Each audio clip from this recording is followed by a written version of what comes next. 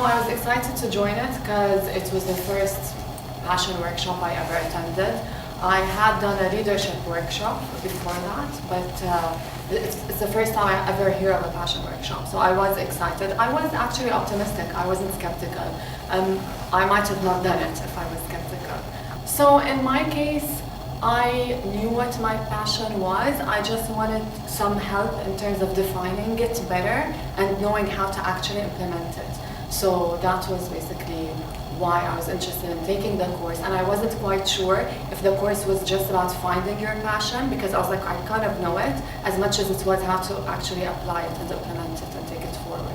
It did, and surprisingly, I actually figured out that my actual passion got articulated better. So I did know overall what it was, but especially in the passion statement, I found things about my actual passion. I learned things about it that I didn't know myself. So some things came out of me that I didn't expect would come out, even though they did fall under that umbrella. So it helped articulate it much better. For me, the milestones was helpful in terms of there was like a plan that we had to do afterwards, and you also mentioned as soon as you reach some milestones, basically reward yourself with some with anything, but you need to define it before you actually achieve the milestone. So I've actually one milestone I achieved recently, I actually rewarded myself with a trip. So I found it very beneficial because it's a really great incentive. Another thing I gained was finding mentors, because I never had mentors who were related to that passion. And so I basically, because my passion was related to writing, so basically I started doing a lot of research when it came to reading more and trying to find someone whose style inspired me, not necessarily my exact same style. And I'm still doing that. I'm still on that journey, and I think it's an ongoing process. And it helps because I did a lot of research and in terms of like finding the right style, and it's still ongoing. The passion statement itself, when I look at it, like I was reading it today, and I noticed how much of it makes sense right now in terms of I'm actually, I feel like I'm in the right place, because I also wanted to focus on digital within that passion statement. It came out, and I kind of am in that space right now. So reading it now with hindsight, I'm happy to know that I'm more or less like living along the same lines. And the passion statement, also what's great about it is the fact that it's broad. So I mean, the how to set it is very specific, but it's more or less so. So in that aspect, I do believe I still am like living, like I am basically headed in that direction. So reading it with hindsight is, yeah. Nice. They were definitely personalized. What I liked most about the workshop and what I found most unique was the fact that it focused a lot on meditation.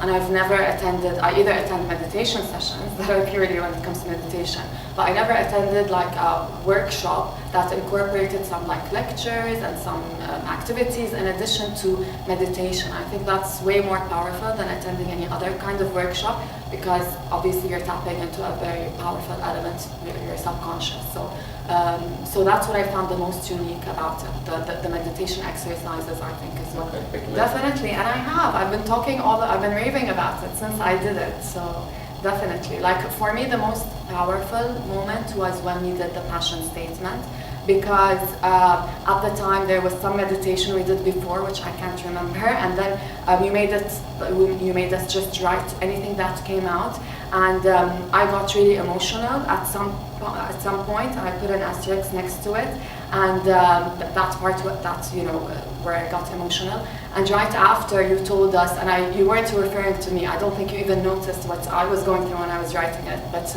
you told us if anyone got emotional, that means you actually have written your true, like, authentic passion statement. And so that's what, that was what was very powerful to me, because it basically meant that it actually did really come from a very authentic place. Nice. And now that's why it's a good reference point, like even like over a year later when I look back at it, and I'm happy that I'm still living a life that's more or less within that passion statement.